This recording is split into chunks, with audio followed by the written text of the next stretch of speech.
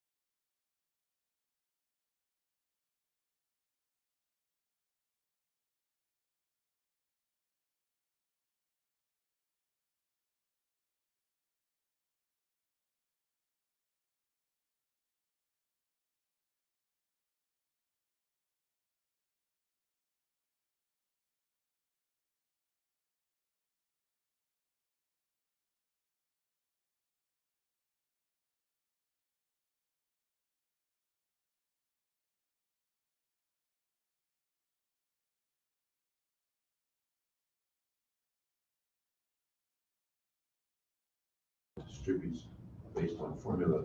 Congresswoman Velasquez built based on physical needs, and physical needs is much more beneficial to us. So that work is going on now. We don't have any numbers. We have high hopes, but we don't have any numbers yet. And as soon as we do have information, we'll make it available not only to the rest of the agency as well. But that's where we are. The second thing I wanted to say is we started our annual plan process last night. We had a very had a good meeting, but you know, if you've ever sat in on those meetings, they're intense. Families and individuals are not happy with the product that we're putting in the field, and we have the issues of just being able to stretch operating resources to cover basic repairs, and we have the issue of not having enough capital to do all the repair. And of course, everyone has heard me say this probably. I just look at our mold issues. The mold issue is, yeah, it's leaks, but it's also risers. And fixing a leak is different than fixing a riser. And one is capital and it's not a repair, it's a replacement. And one is a repair that's only going to last maybe a few months before it comes back. In fact, one lady said that last night. She said that she had mold come in and get fixed, but she said it came back. The reason it came back is we couldn't replace the riser. I'm almost sure that's the problem. So we had lots of comments. We took a lot of criticism. And we intend to respond on the record to all the questions that were in the chat, every single one. Some were comments, and we can add a comment to it. And also the places where we have to follow up on questions that were asked during the testimony. So if you were tuned in and you know the flavor of the meeting, we have groupings of issues. I think communication keeps coming up. I think made incredible effort, but clearly it's not resonating with some folks. There's also a lot of misinformation about what is blueprint, what is RAD, and that kind of thing. And we're going to work on that. What we are going to do is next session in Albany in January, we'll reintroduce the trust legislation again. This is the modified version of what we put forward earlier this year. This bill has been vetted with a lot of different stakeholders, including resident comments that have been incorporated into the bill. For example, last night we heard a comment at the public meeting where one lady advocated for resident management. She was really vocal about it. And in fact, the way the new legislation is written, the trust, once the rehab is complete, is required to negotiate with any tenant group that wants to form an RMC. So we wrote that into the bill, signed that after we fix the units, if you want to try to manage them. That wasn't the forum to get into that last night, but so we'll have that kind of response for the record and for the board members who were participating, because that's really the point of listening and getting some of this material out. So a couple other things. We do have new numbers from jumping back to Washington. We have the president's budget, which is very good. It would hold us probably around another 600 million for capital, absent anything else. So that's encouraging. But if you look at the budget, the biggest money on an annual basis is going into voucher program. They're proposing to add 125,000 vouchers, which would be the first new vouchers to scale in probably 2 decades. So that's a lot of money, but those vouchers would be the first new increments beyond some of the smaller appropriations that Congress makes. And that, not to say that's what the final budget will be. So these things are moving pretty quickly and with some uncertainty. So I don't want to give the impression that we know exactly what's going to come tonight, Chip, but we are encouraged by what we see, and we are encouraged by the discussion. you think about it, we should have invested in our properties at least 3 times by now.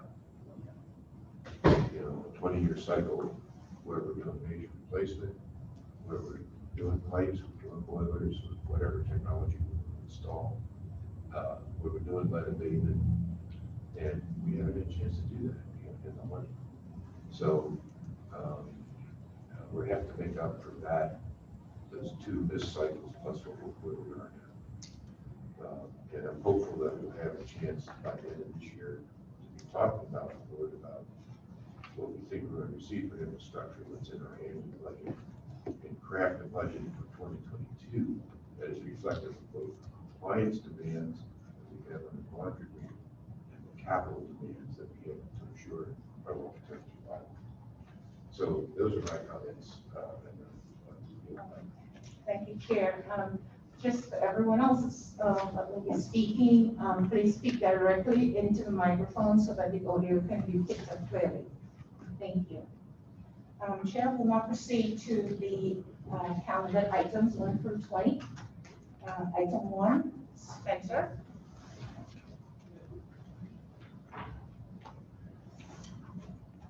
Good morning, members of the board. My name is Spencer Edwards, and I'm a senior project manager with NYCHA's Real Estate Development Department. I'm presenting item number 1 for your consideration. The Real Estate Development Department is seeking authorization to amend a prior board resolution, 19-1-3027.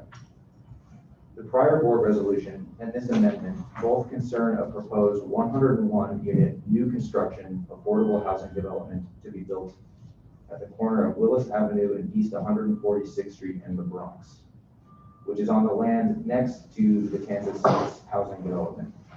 As a reminder, this project and the amendment are not related to the Betances RAD conversion or pact, and the subject parcel of land was set aside specifically for this new construction project. The prior board resolution authorized submission of a Section 18 application to enter into a 99-year ground lease for an approximately 10,000 square foot parcel of land at Betances 6 houses in order to construct an affordable housing development with approximately 100 affordable units and 1 super unit, ground floor commercial uses, and on-site supportive services for residents. The newly created affordable housing will serve households earning up to 80% AMI, with 30 units set aside for formerly homeless individuals. Authority residents will be given a preference for 18 of the units. NYCHA's development partner and the lessee under the proposed 99-year ground lease will be Betances Family Apartments, which is a joint venture between Lemley Wolf Development Company, Olympic Community Development, and the Bridge. Again, all of the above was authorized by the prior board resolution. Through this proposed board amendment, NYCHA Real Estate Development is now seeking authorization to make 2 minor changes to the prior resolution. First, to reflect a change in the timing of the receipt of the NYCHA developer fee, which is anticipated to remain approximately no less than $1 million in total. Instead of the NYCHA developer fee being received in part at closing and in part at permanent financing as described in the prior board resolution, the NYCHA developer fee is now anticipated to be received after closing, approximately at the time of permanent financing. The total NYCHA developer fee is still to be calculated at 15% of total project costs and anticipated to remain approximately the same as in the prior board approval. The second proposed change is to reflect a minor increase in the nominal upfront rental payment for the 99-year ground lease from $1 paid at closing, as previously described, to $99 paid at closing. The term of the proposed ground lease is unchanged at 99 years. The creation of new affordable housing, including a percentage of newly created affordable housing for current authority residents, and a reactivation of the community through improved commercial space continues to be the priority for this project. And these changes and updates to the project enable us to further these goals. Thank you, and I'm happy to answer any questions you have. Good morning. Good morning. I saw your response, which indicated which the meeting that took place to inform the residents and the dates indicated. So thank you for that. From your knowledge and from your experience, if you've ever attended any meetings, the people know what their responsibilities are in trying to move into these rentals that you'll have for them, because there's a process to that.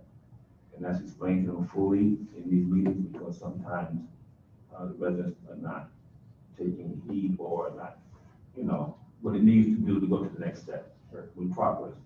Yes, so typically what we do is prior, the marketing happens several months before the building is completed, and prior to the marketing opening up for the new units, we do an additional engagement to ensure that everyone understands the process for entering the housing lottery, the Housing Connect lottery. We did explain that in prior engagements, but to your point, it is worth going back to the residents to make sure that they fully understand the process for how they can move into the units, and we intend to do that. Oh, so this is part of Housing Connect? The units will be marketed through Housing Connect, through HP Housing Connect, with the exception of the 30 units that are for formerly homeless individuals, Okay. and those will be referrals through DHS. Well, I'm familiar with it. This seems to be a very fair process. Okay, thank you. Spencer, is this going to be subsidized with vouchers or section? We are planning on utilizing 8 project-based vouchers from NYCHA to further drive down the AMI. Would that go for the units that are set aside for us? Or? That's for 8 units that will not be set aside for the NYCHA residents. Right. So it'll be 8 project-based vouchers that will be coming from the NYCHA Section 8 waivers. Okay, great. This is Paul again. Do NYCHA residents get a priority? Yes, so NYCHA residents will receive a preference for 18 of the units. And they could also go on the lottery otherwise Correct. if they want, because they're in the neighborhood. Yes, Yeah, okay. So they have some set aside, but then they also can participate in the lottery. Correct.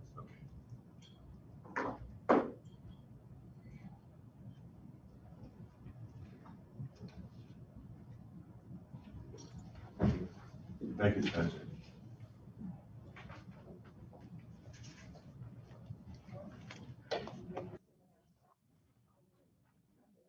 Announce again that there's some audio issues if you do not speak directly into the microphone. Thank you.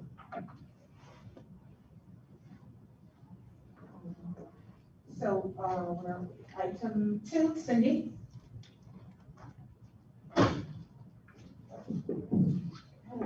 Good morning. How's that? Good morning. Good. Hi, I'm Cindy Steinmetz, Director of Accounts Payable and Utility Management. Item number 2 requests authorization to award additional funding and contract capacity between the authority and East River Energy to provide for the purchase of ultra-low sulfur heating fuel oil with 5% biodiesel to any development in Manhattan. This fuel oil is used for the heating and hot water systems citywide. Pursuant to the board resolution in 2016, the award was issued for a 5-year term, which commenced on October 1, 2017, and is continuing through September 30th, 2022.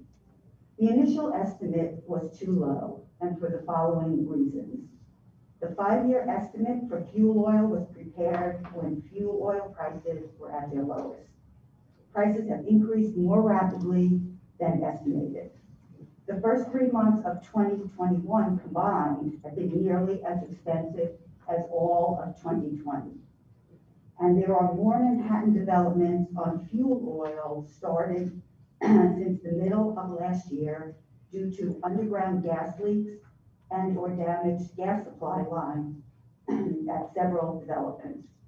Those developments include Polo Grounds, Harlem River, Abraham Lincoln, and Taft. And these developments had to convert to oil while the gas lines were being repaired and are still being repaired.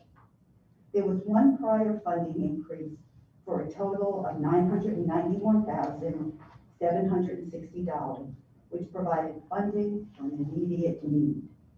This funding contract capacity increase, $10 million, is required to provide for the continued provision of services during the remainder of the 5-year term. Thank you. Any questions?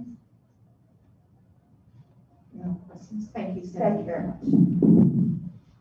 Items 3 and 4, Anika.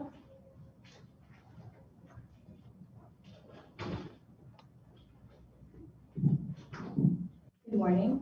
My name is Anika Lascott, and I'm the Chief Financial Officer of NYCHA. I'll be presenting items 3 and 4 for consideration.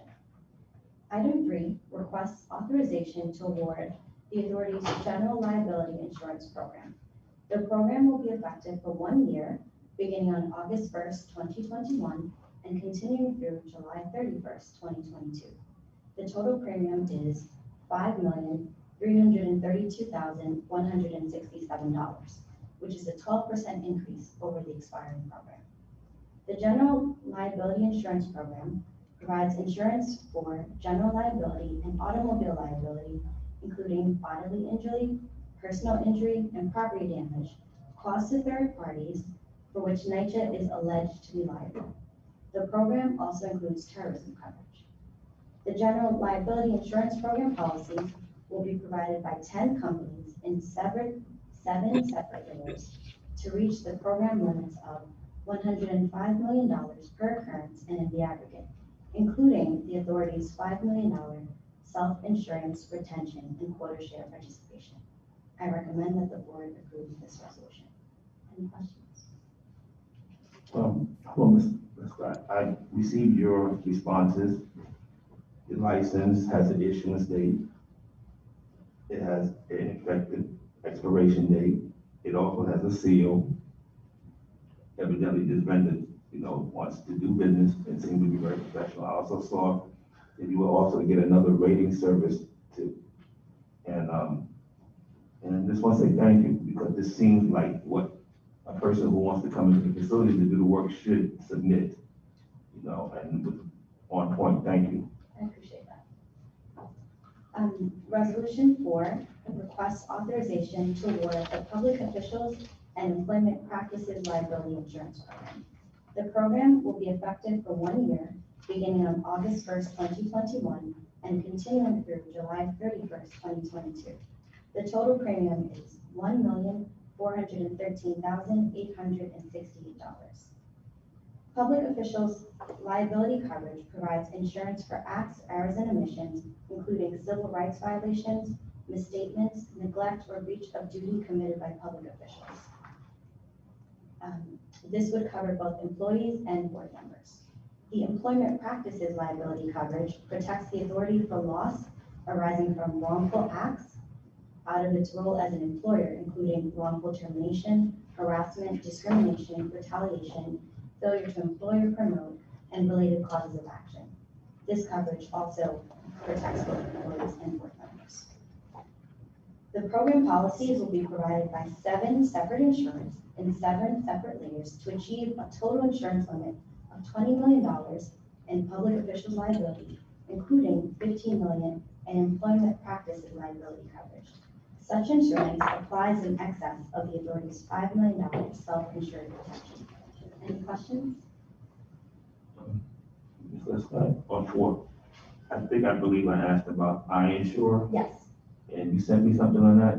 I did. That was the rating. That was raised for him. Okay, all right, thank you. That's all right. That's it. Thank you. Thank you. Anika.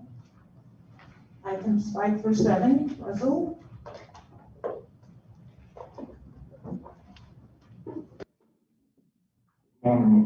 Board members, sure. My name is Russell Azanja. I'm the Vice President for Healthy Home. Item number 5 is authorization requested to award an IDIQ contract for web-based pain inspection and clearance between Authority and Genesis Environmental Consulting Incorporated. This contract is a 2-year contract with 1 year renewal option to be exercised at sole discretion of Authority. The lead-based pain inspection clearance is required by HOT, EPA, and local law 1 of 2004. Every time we do remediation or abatement, we require to do visual inspection and do a dust like to make sure there is no lead hazard dust left in the apartment. The minimum guarantee for this contract is $250,000 and the maximum is $2.6 million. Genesis has provided approximately $2.6 million worth of work in the past 5 years. Genesis is a minority-owned business enterprise. The funding is operating and the source is federal. Genesis has indicated under section 3 that he will provide he will hire 3 debt inspector and 5 cross-flag technicians. The VNC for Genesis was dated December 11, 2020, was vetted, and there's no issue to award this contract. Any questions? Good morning, Ms. Russell. Did I request something regarding their EPA certification and liability insurance? No, you did not. I did not, right? You did not. Okay, I heard you. Yeah. Okay. All right, I didn't see which one it was. Oh, sorry. Proceed. Okay, item number 6, authorization requested to award IDIQ contract for lead-based tank clearance inspection between the authority and ATC Group Service LLC.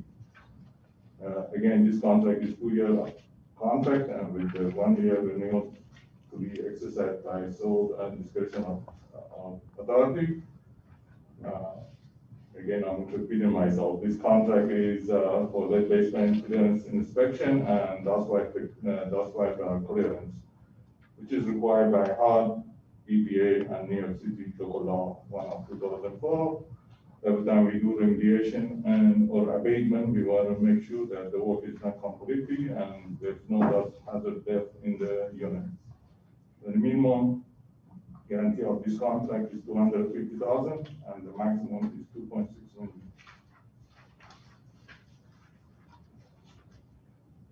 ATC has done work for us in the past, about $6 million past over 5 years, and ATC is non-minority owned business enterprise. The funding is operating and the source is federal.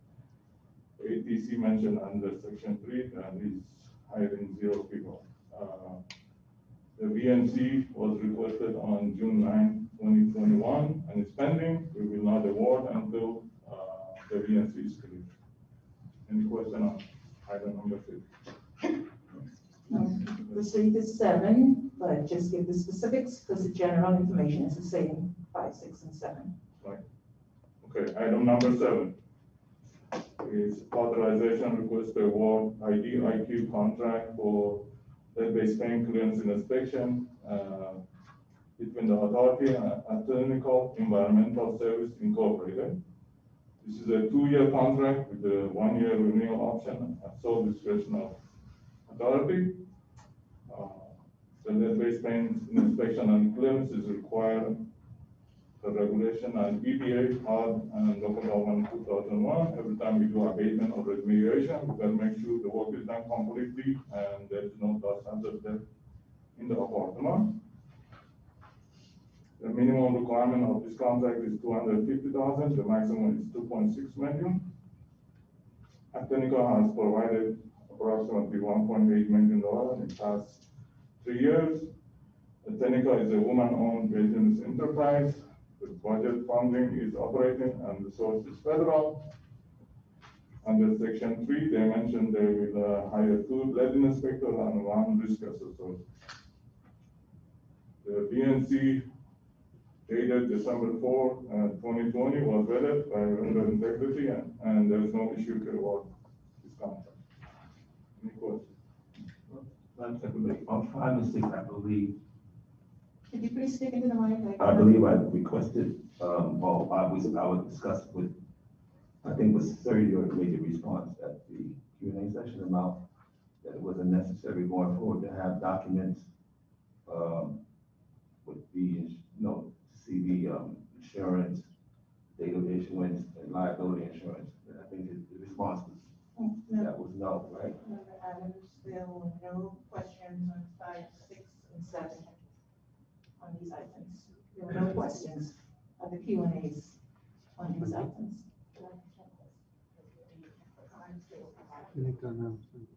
Right, the checklist goes, Oh, right. Yeah. If there was a request, yes, it was, everything that you requested was included in the checklist that's attached to the item. Which is an Okay, so- attestation from the chief procurement officer that these items were reviewed, checked, and approved by him.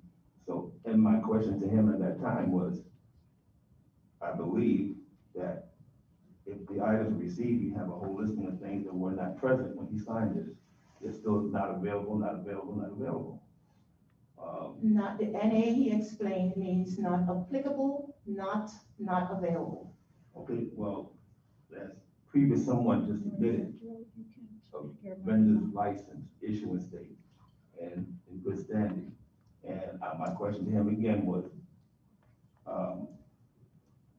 you know, we'll move on. Does he want to speak?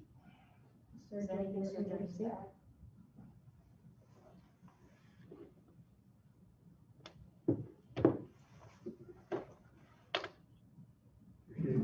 Sergio?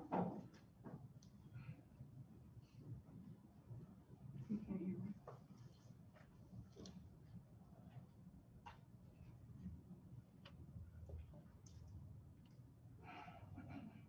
Attempting to get Sergio on. Madam Secretary, did you ask a question? I can barely hear. I apologize. Can you hear me? Yes. Yeah. I'm sorry. The question is? The question is, Sergio, we had a number of items in the checklist that we're providing where you're attesting to their presence. And the question was,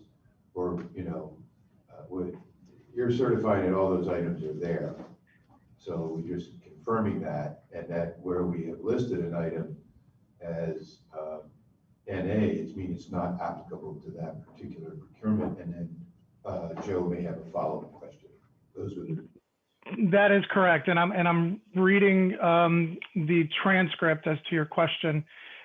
With respect to the checklist and reviewing the insurance validation as well as the license validation, that's correct. And all of those items have been attested by me and have also been reviewed by program in advance of it ever even coming to procurement. So there's a number of checks to that effect. As it relates to his understanding of not available, NA means not applicable, in particular as it relates to funding increases.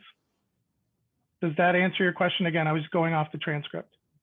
Well, I don't want to hold the meeting with this issue, but when you say not applicable, for the money that's being asked and for the work that's being done, can you possibly just elaborate why it's not applicable? Where, you know, previously we just had someone that's going to do work in facilities that did, was professional enough to give the information that was requested. Now I'm asking you, you have like 3 different sets of resolutions here that just say non-applicable.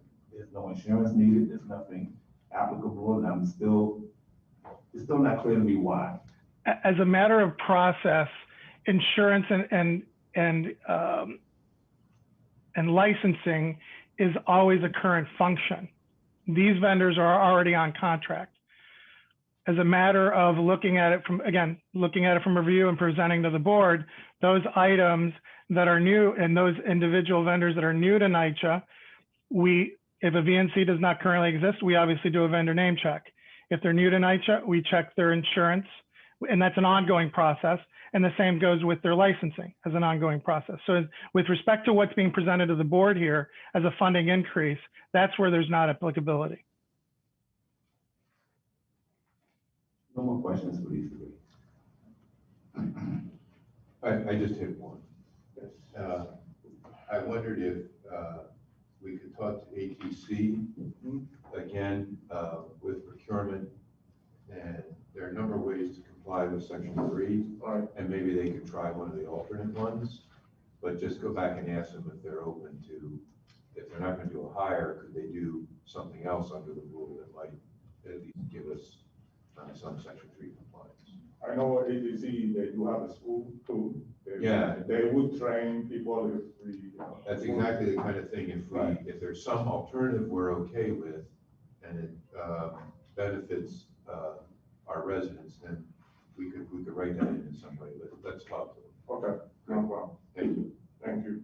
I just want to add for the record that items 5, 6, and 7 just presented are for awards. Right.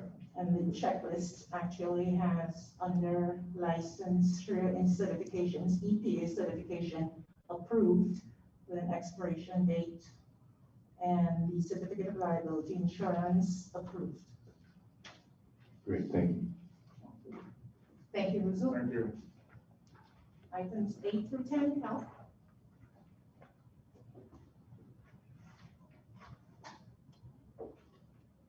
Good morning.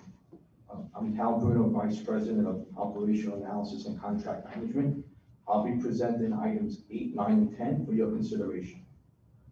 Item 8 is recommending award to Rads Interiors for a $5 million IDIQ for the maintenance painting of apartments and public spaces citywide. This is a 2-year contract with 2 one-year renewal options to be exercised at NYCHA's sole discretion.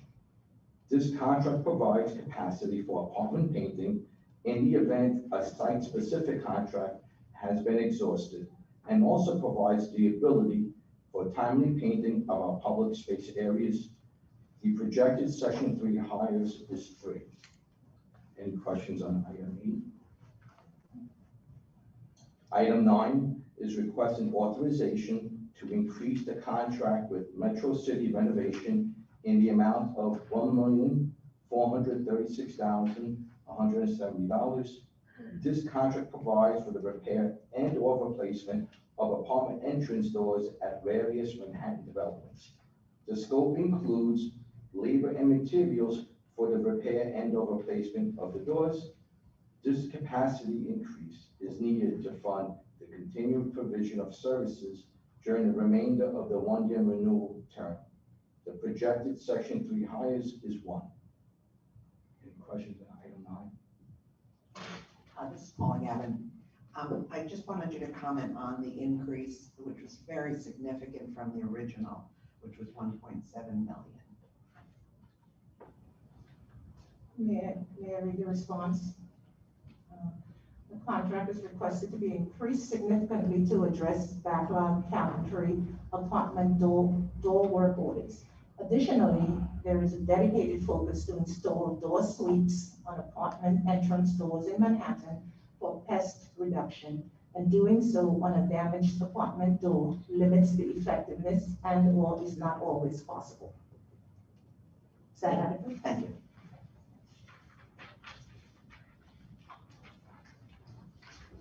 Item 10 is requesting authorization to increase the contract with RP General Construction in the amount of $1,278,940. This contract provides for the repair and or replacement of apartment windows at various Manhattan developments. The scope of work includes labor and materials for the repair and or replacement of the windows. This capacity increase is needed to fund the continued provision of services during the remainder of the 1-year renewal term. The projected Section 3 hires is 1. Any questions on item 10? Thank you, Cal. And 11 through 20. Steve, before beginning your presentation, you will, as usual, move to records the WAP and the CPD spend for June 2021 into the record. Thank you very much, gentlemen. My name is Stephen Lumsey. I'm the Executive Vice President of Capital Projects Division. I would like to say it's a pleasure to present in person in front of the board today. Capital Projects We like Division. having you, Mr. Lowe. So, we like to see you right there, so it's great. Thank you. Close enough to throw things. The Capital Projects Division's report on the Weatherization Assistance Program, or WAP, and the CPD spending rate has been provided to the board and will be added to and made part of the record. I'm available for any questions on those 2 reports. If no questions, I'm going to be moving on to board items number 11 through 20 for your consideration. Board item number 11. Capital Projects Division seeks authorization to amend a memorandum of understanding with the City of New York's Department of Investigation to increase the not-to-exceed amount of $2 million to previous contract. NYCHA entered into the MOU with DOI for a 4-year fiscal years for an amount not to exceed $10 million to establish one or more independent integrity monitor contracts to audit and monitor the Recovery and Resiliency Program. There has been one funding increase for that. This is funding increase number 2. Although the anticipated Recovery and Resiliency Program completion date has not changed from June 2023, substantial completion dates for some of the construction projects will extend past the dates assumed in our previous agreement with the DOI. As such, additional funds are required to continue the auditing and monitoring of the programs. Capital Projects Division and DOI estimates $2 million will be required to cover those costs for the services through the end of the R&R program. The amendment will be funded through our CDBG DR funds, Community Development Block Grant, Disaster Recovery Funds. CPD recommends to the board members that we approve this resolution. This is Paula Gavin. Is it typical to have an MOU with another city agency like this? This is the first one I've seen in a couple of years. So because the Recovery Resiliency Program was new and a very large amount of money at the time period for NYCHA and capital, we moved into an agreement so that way there could be an independent monitor that would be monitoring the program. And we've been working very well with the DOI on this, meet with them regularly, and then the integrity monitors watching, just to make sure that everything's good. Excellent, thank you. Paula, we do have a few others. We just executed a couple with the emergency housing vouchers that we're going to get, and that's about information sharing and things like that. So this is particular to Steve's project, but we do have MOUs with other city departments on other items, so it does come up. Thank you. Closer to the mic. I'm gonna, if you guys don't mind, I'm gonna take off my mask. Might be better. Board item number 12, Capital Projects Division seeks authorization to award this contract to the lowest responsive and responsible bidder, GEM Quality Corporation. This is for the roofing replacement and rooftop structure renovations at Woodside Houses. This is in the amount of $18,992,556.68. GEM has an overall satisfactory performance evaluation, Capital Projects Division, of an 80.21 rating. We have spoken to this contractor and they understand the scope of work and have the capacity to do the work satisfactorily. A vendor name check was requested back on June 3rd, 2021. This is still pending. There will be no award until the VNC is issued and vetted by the Vendor Integrity and Supplier Diversity Department, and finds no issue to preclude the award. The vendor is proposing 10 Section 3 hires, and the variance was 10.83% above our original cost estimate. If there are no questions on board item number 12, I'll move on to board items number 13 through 16. Capital Projects seeks authorization to award 4 infinite delivery indefinite quantity IDIQ job order contracts or JOCs at various developments citywide.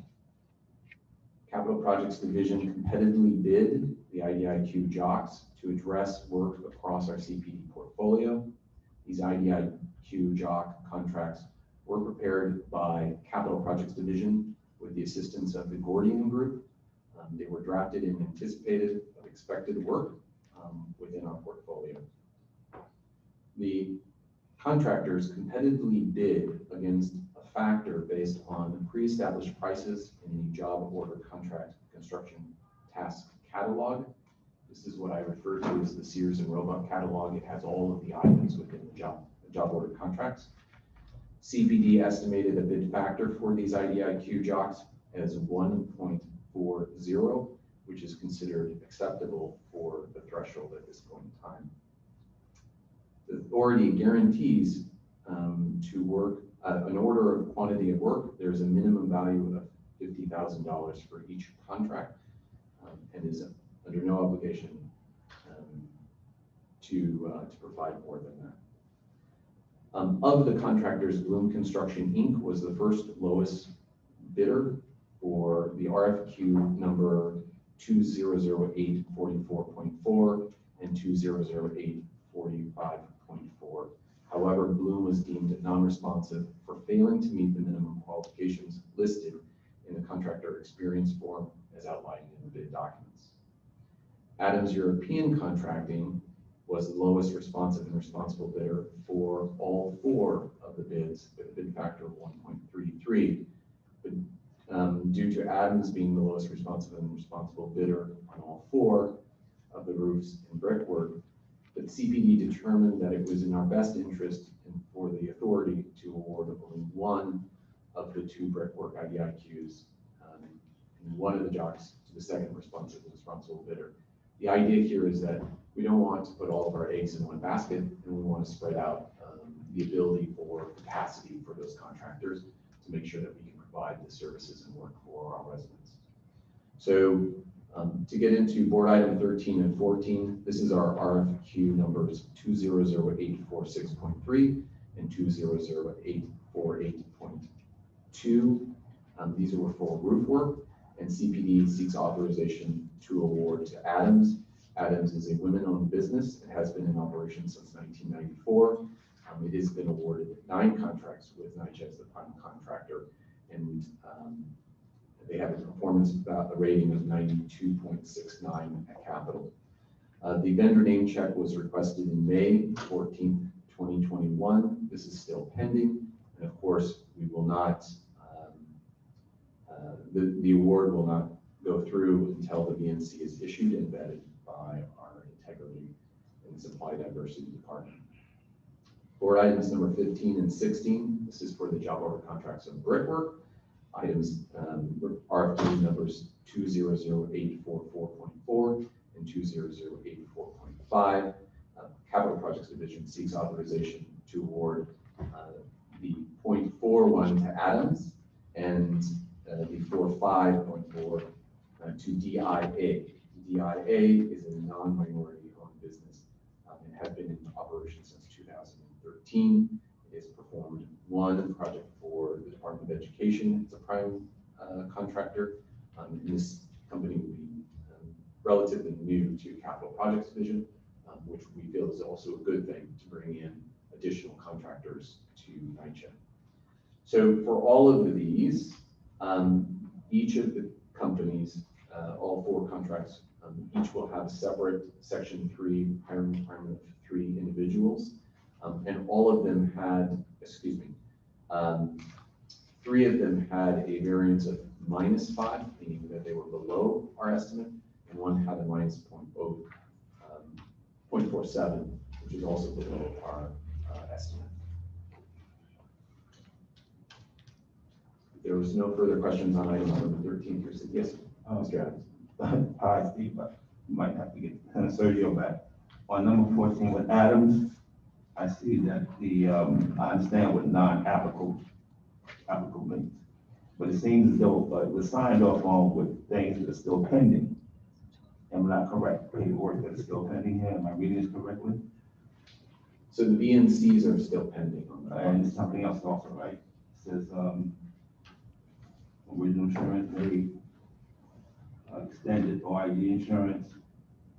There's still things pending. There's paperwork pending. Let me see if I understand this. So your sign and stated that it was good to go forward to ask money to have to spend to come on and do work, but there's still paperwork pending at the time that they approved it, yes or no? I would have to go and double check the. Well, I'm looking at it right here. Checklist. It says it's pending.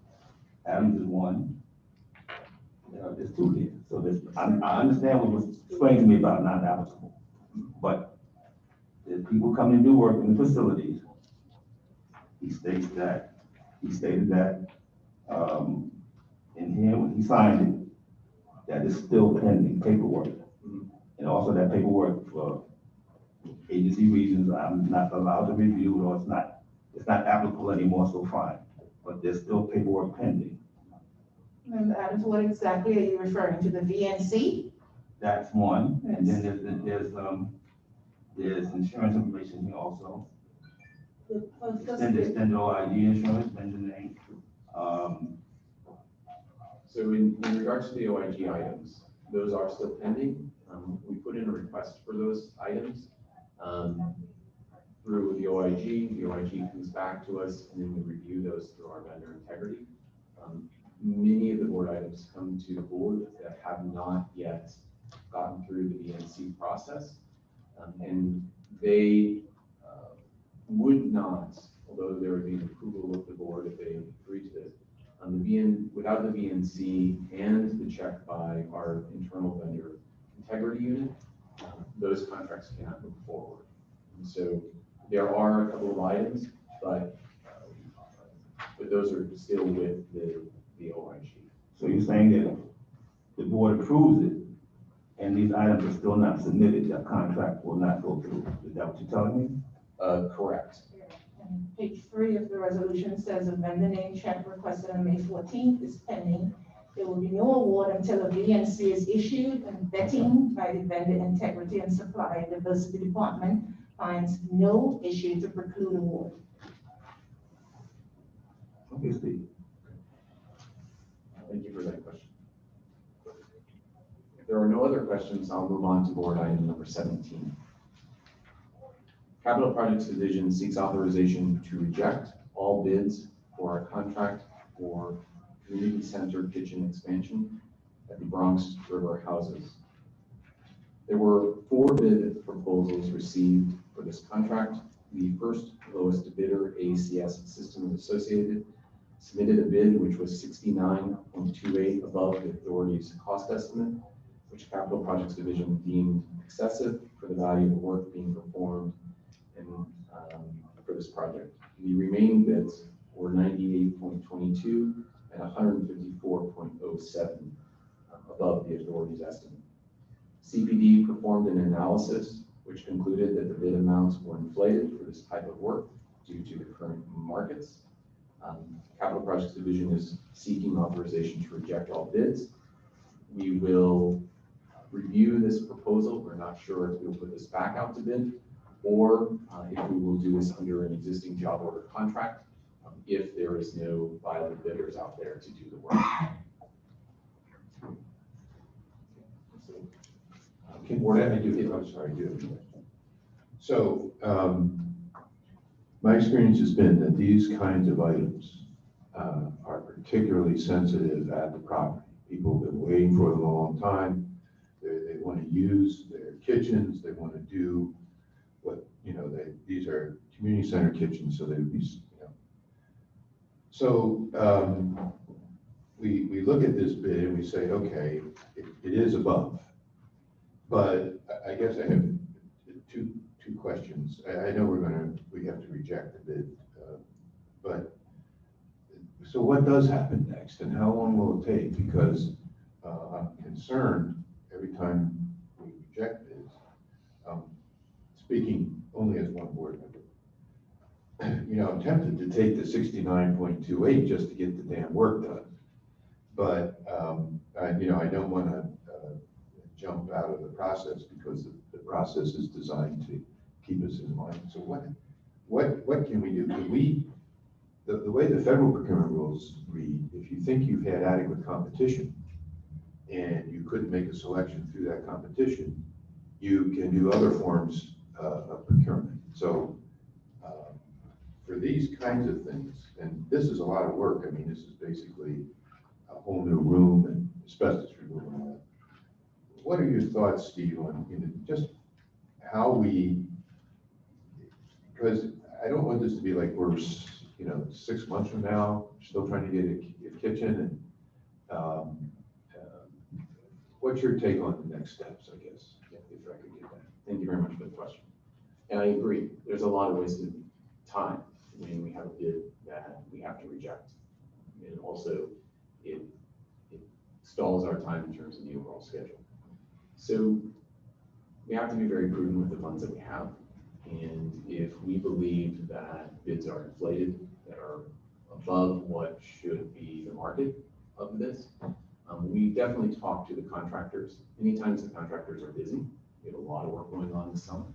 And so we try to phase in our bidding so that way we can get ahead of those construction schedules.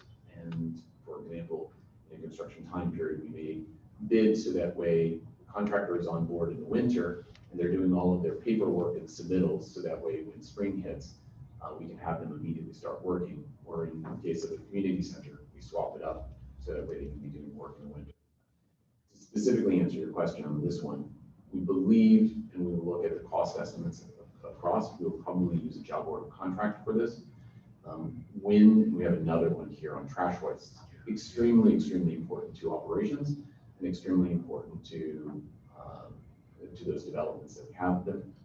We don't want to go back out to bid, and in essence, it's another 6 to 8 months to do the process. And so we look at the job order contract or an IDI, a job order contract, IDIQ or requirements contract of that had the line items.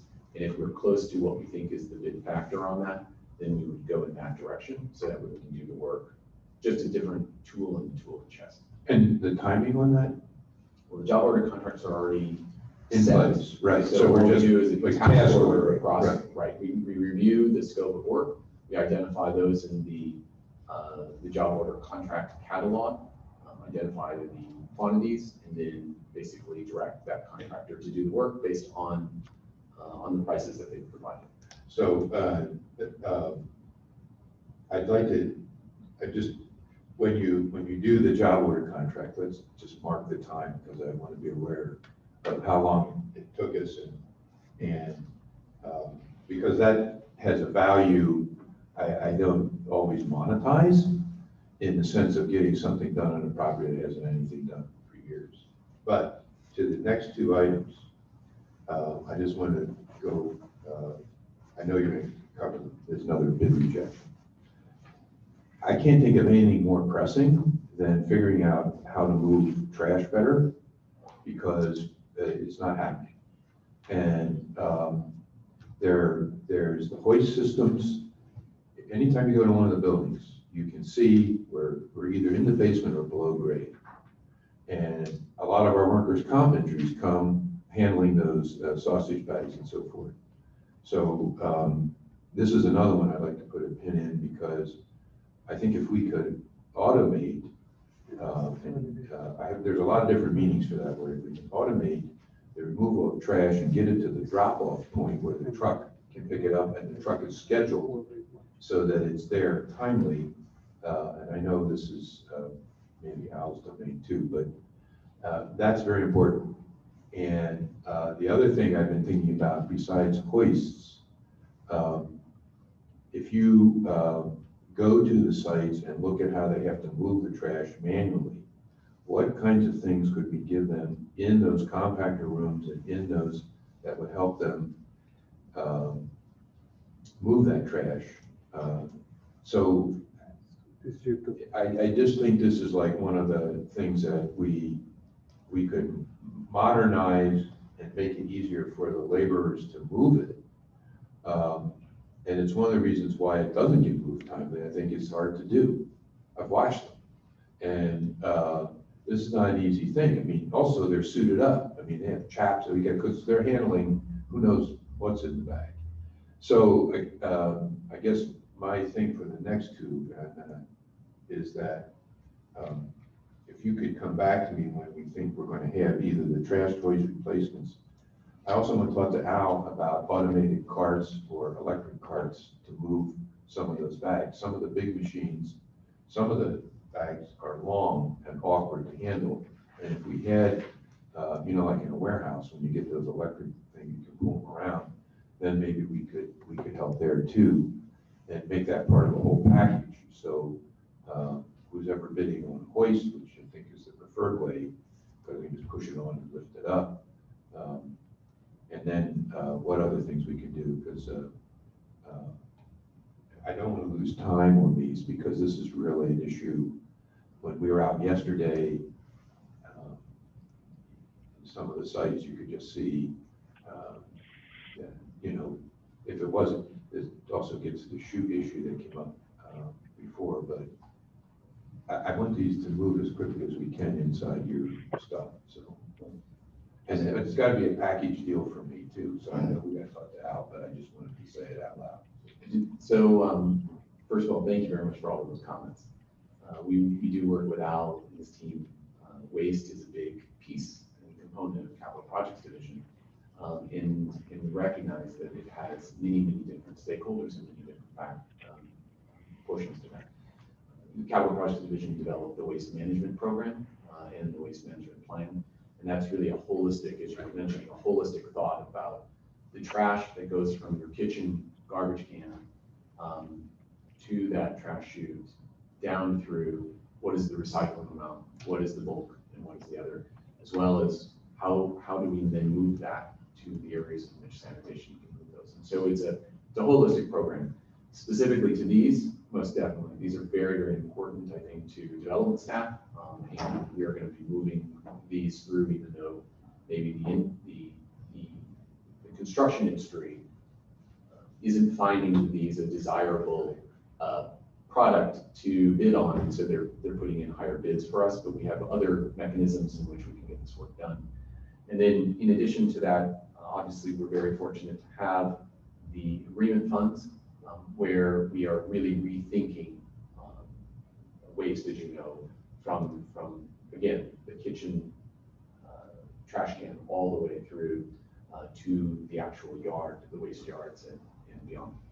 No, I think for the board, maybe later in the year, it would be good to share some comprehensive waste management plans for those properties, because they're very impressive. I mean, of course, when it's on the page, it always looks really good. So it's getting it off the page and actually into the property, that's the hard part.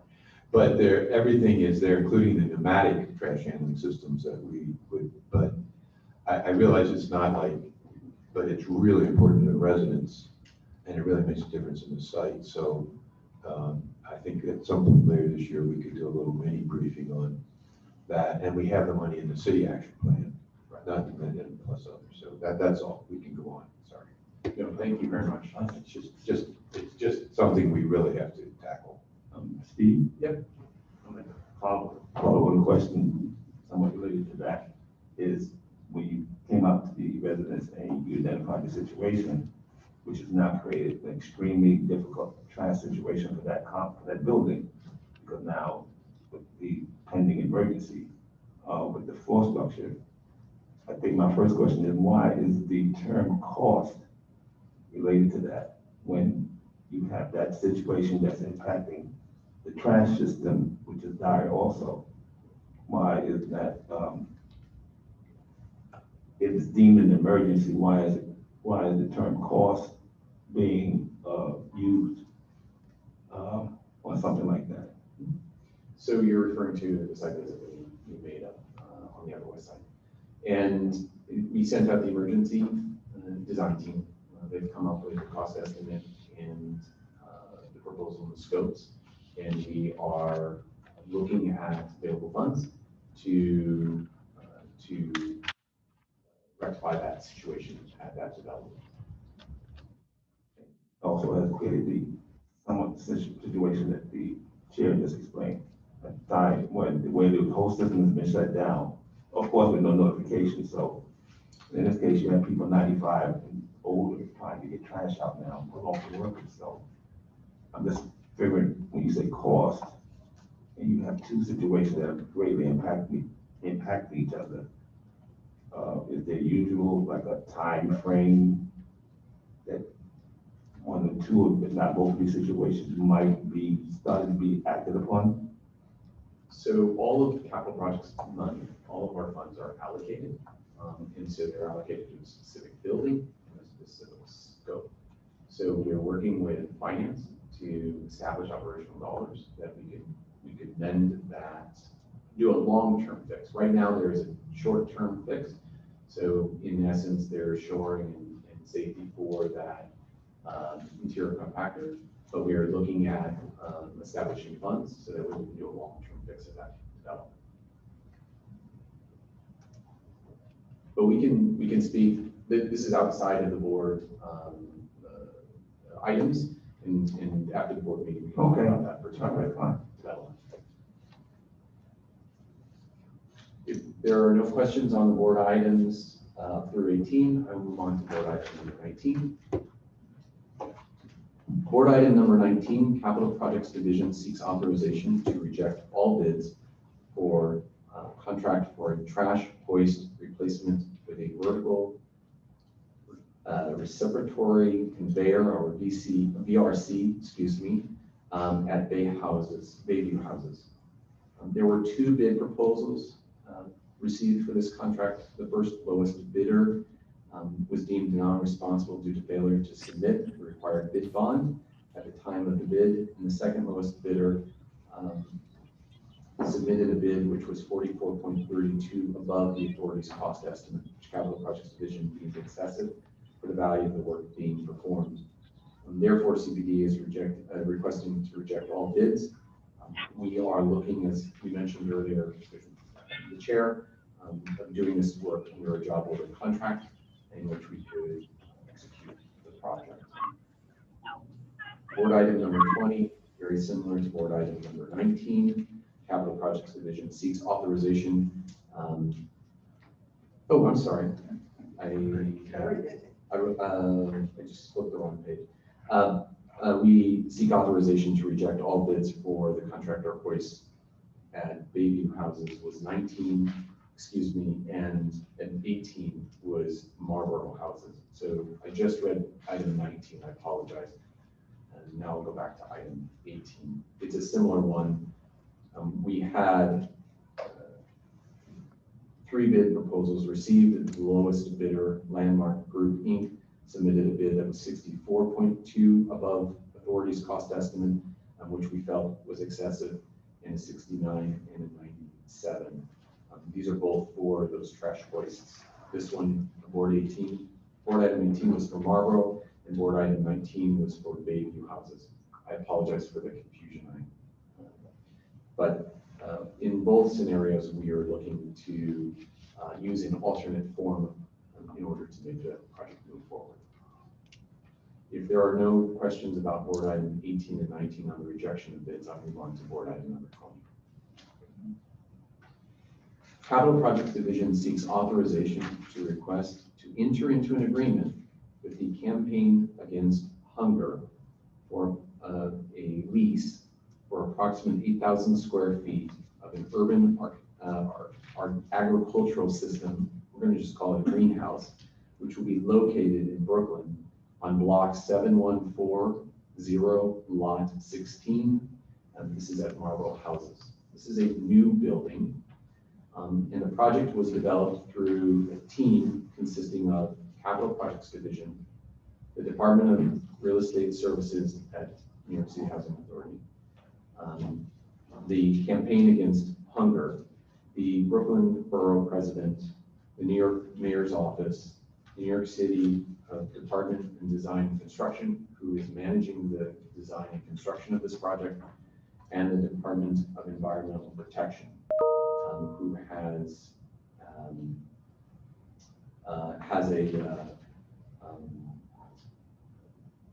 easement, excuse me, thank you very much.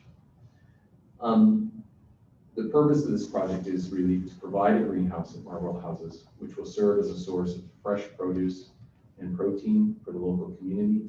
It'll serve as a hub for educational, job training, and community leadership.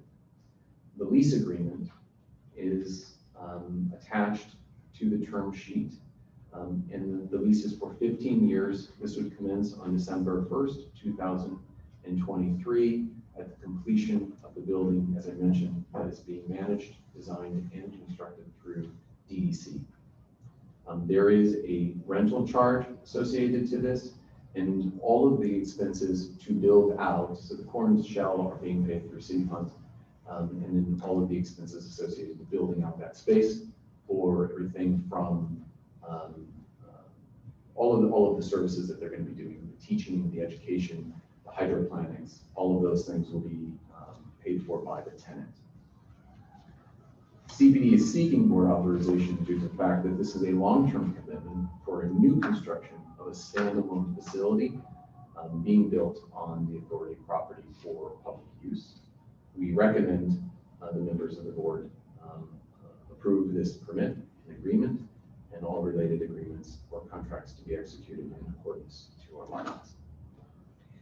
Paula Gavin, did we use or will we use the Connect Communities process to engage residents?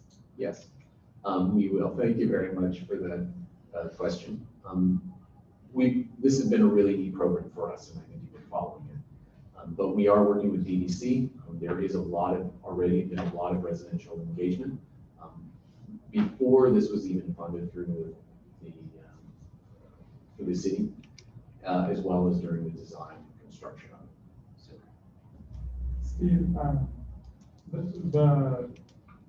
I was just thinking because this relates to food, this may not be a capital question, so maybe we can address it separately, but just wondering about the agencies, or the authorities' partnerships with the city's green market program, if any of you are aware, whether we're working with them in any regard.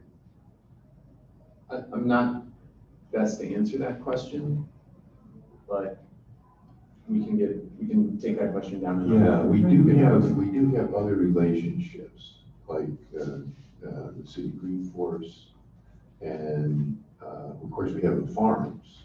Yeah. And there's kind of a food universe kind of developing, I think that, but let's find out who, yeah, that would be good, because I think this is a kind of investment that has so many potential spin-offs, because if you're at this site, if you're Marlboro Houses in the future, and you want to get experience like what's it like to be in a greenhouse, what's it like to grow something. I mean, that itself is an education. And, but we could come back to you, board member, with, because I know we have other connections. That would be great. This is a fabulous project. Yeah, and we have to say that, between the city of New York, this is funded through the borough president and the mayor's office in very generous gifts. And just to follow up on that, the Health Initiatives Division of Reese is very involved in multiple food projects. And there's a 10-year food plan within the city, and that's who's sort of within NYCH is working on it. So I think it would be great to have a review of that in general, another one of these items, because it's pretty exciting, and there's a lot of urban farming happening, but there's more desire. right. And apparently we've had a vast increase in beekeeping since the pandemic. So, honey's honey, so, but we'll put it on the list for our board presentations later in the year. We'll figure out a time. If there are no questions, that concludes Capital Projects Division's presentation. Thank you, Steve. Thanks, Steve. Member Wall, I actually didn't hear the question, and I'm sitting right here, so can you please repeat the question so that I can take it right? Of course, I had asked about the authorities' work with the city's green markets, or other partnerships along those lines. Thank you. Of course. Okay. Before we conclude, I had one request, if I could put forward. I would love to have a briefing for the board on the work order status. And I think it's probably most appropriate in a non-voting board meeting, but I really feel it's important. Having sat through the annual plan review last night, we heard many issues, which we all know and understand, but I think we need to understand the work order status. Okay. Duly noted. Great, we'll add that. Gavin, I just wanted to get back to item 11, the MOU. My office was able to identify 8 MOUs with other city agencies from 2013 to the present. so you have an idea. Thank you. You're welcome. Just in time. Yeah. And for let the record reflect that the report on board-approved temporary suspensions for CPD's weatherization assistance program, related contracts and change orders pursuant to the board resolution 19/925/16 and CPD's spend update for June 2021 are hereby incorporated into and made a part of this record. Before we're going to revise the format for those so the board can see what actions were taken that apply to the suspensions that the resolution, and then provide general information on the program.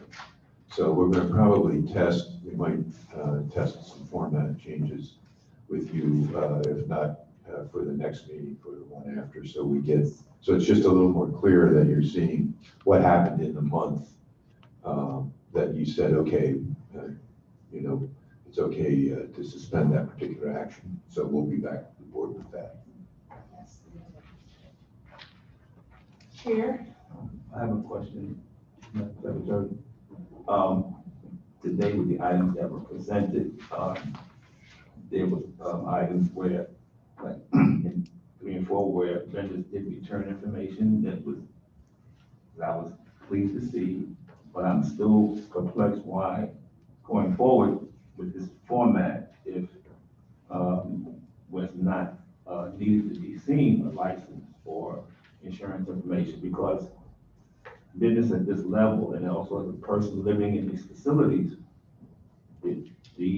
my individual moral compass in conducting business like this, I'm somewhat a little uncomfortable. I mean, there is room for error. We are humans. Mistakes can be made.